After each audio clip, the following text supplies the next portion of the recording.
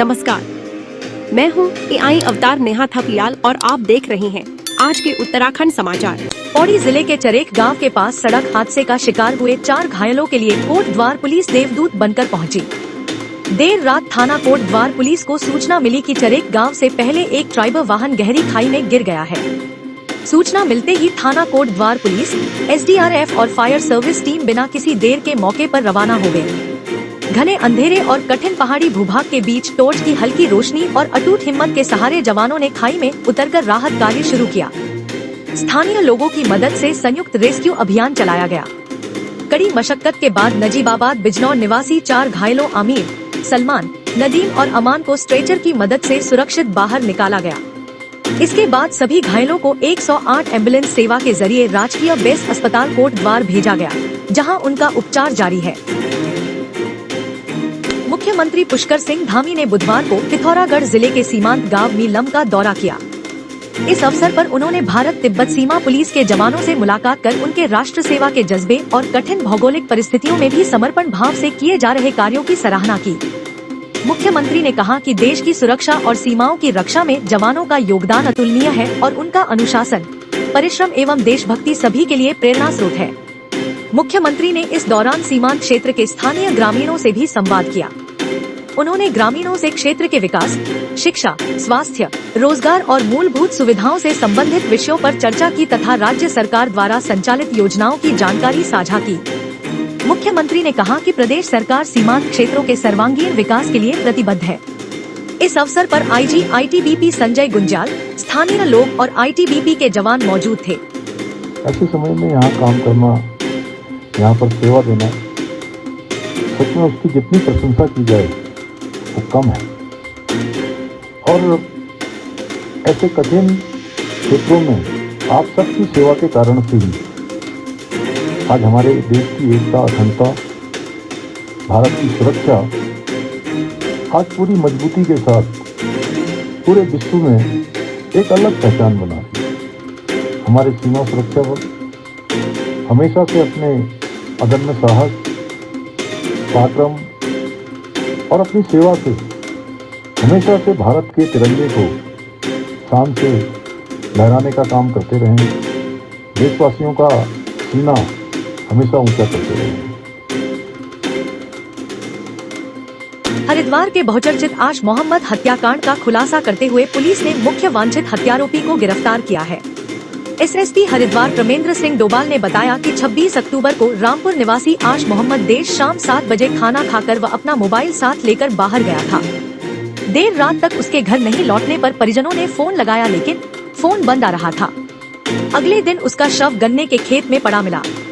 मृतक के पिता की शिकायत मिलने के बाद कार्रवाई करते हुए पुलिस टीम ने हत्यारोपी इंतजार उर्फ अस्तक को रेलवे स्टेशन रुड़की के पास से वारदात में इस्तेमाल मोबाइल फोन के साथ दबोच लिया।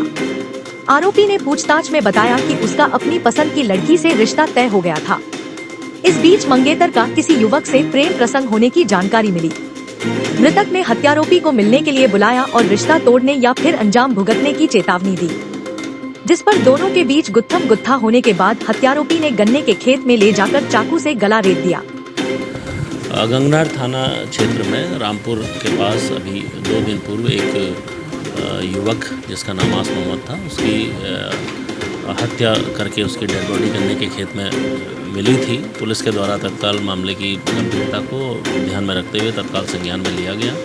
मृतक के पिता के द्वारा इसमें अभियोग पंजीकृत हत्या पर अभियोग पंजीकृत किया गया था। तत्काल पुलिस ने सभी टीमों को लगाते हुए इस हत्या के पीछे के कारणों को पहचानने के लिए उसकी विवेचना प्रारंभ की थी।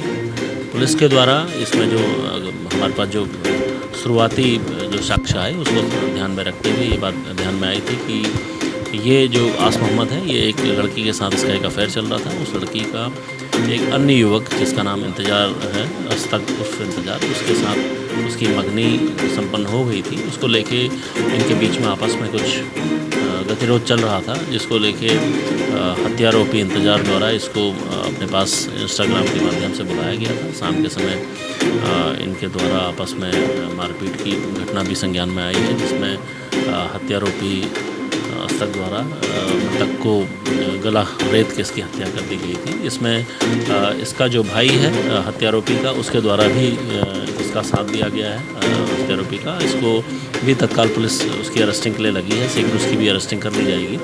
अभी जो इंतज़ार है, जो अभियुक्त है उसको न्यायिक अभिरक्षा में भेजा जा रहा है। आवश्यक जो वैधानिक कार्रवाइयाँ वो की जा रही है। पुलिस सभी पहलुओं पर जांच कर रही है। इसमें जो लड़की है उसकी से भी अभी पूछताछ की जाने शेष है, उससे भी बात की जाएगी और इसमें कोई भी अभियुक्त बचेगा नहीं। जो भी इसमें सम्मिलित है उनको तत्काल उनके खिलाफ जो भी साक्ष्य पुलिस के समक्ष आएंगे उनको संज्ञान में रखते हुए वैधानिक जो कार्रवाई है वो पूर्ण कर ली जाएगी। जनपद रुद्रप्रयाग के विकासखंड अगस्त्यमुनि के जोंडला पाली गांव में आज सुबह गुलदार के हमले में एक ग्रामीण की दर्दनाक मृत्यु हो गई। ग्राम प्रधान पाली मल्ली द्वारा दी गई जानकारी के अनुसार 55 वर्षीय मनवर सिंह बिष्ट सुबह 5 बजे अपने घर से हल लगाने के लिए गौशाला की ओर गए थे। काफी देर तक घर नहीं लौटने पर परिजनों ने उनकी खोजबीन शुरू की। खोज के दौरान उनका शव गौशाला से कुछ दूरी पर नापखेत क्षेत्र में बरामद हुआ। घटना की सूचना मिलते ही वन विभाग की टीम डीएफओ रुद्रप्रयाग रजत सुमन और उपजिलाधिकारी रुद्रप्रयाग भगत सिंह फोनिया के नेतृत्व में तत्काल मौके पर पहुंची और मनवर सिंह बिष्ट की मृत्यु गुलदार के हमले से होने की पुष्टि की। घटना की गंभीरता को देखते हुए विभाग ने क्विक रिस्पांस टीम और रैपिड रिस्पांस टीम को तत्काल जोंडला पाली क्षेत्र में सक्रिय कर दिया है। ग्रामीणों की मांग पर गुलदार को पकड़ने के लिए पिंजरा लगाया जा चुका है और प्रभावित क्षेत्र से लगे सभी संवेदनशील इलाकों में भी टीमों को सतर्क किया गया है।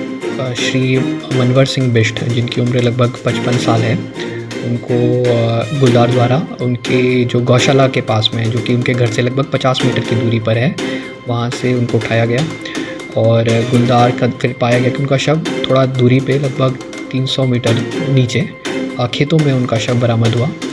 जो लोग हैं और आसपास के गांव हैं, उनकी सुरक्षा हमारे लिए एक बहुत ही अहम मुद्दा है, जिसके लिए अभी हमारी क्विक रिस्पांस टीम, यानी कि जो जिनका ये है कि उनका दो इनके वो होंगे जो फोकस चीज़ें रहेंगी। उसमें ये है कि एक तो आपका सेफ्टी जो वहाँ पर है लोगों की, जैसे स्कूल के बच्चे भी जा रहे हैं उनके साथ भी वो रहेंगे, गश्तें वहाँ पर चलेंगी और भी जो छोटे छोटे उपाय हम वो टीम जो सोच सकती है वहाँ पे वो करेगी। हमारी रैपिड रिस्पांस टीम वहाँ पे अभी एक्टिवेट हो गई है, जिसमें उन्होंने पिंजरा लगाने की कार्रवाई शुरू कर दी है और ये है कि उसका ये फोकस होगा कि किस तरीके से जो हमारा कॉन्फ्लिक्ट का एनिमल है जो गुलदार है उसको हम पकड़ सकें। तो ये मुख्य विकास अधिकारी पौड़ी गिरीश गुणवंत की अध्यक्षता में मुख्यमंत्री आदर्श ग्राम योजना की प्रगति समीक्षा बैठक आयोजित की गई।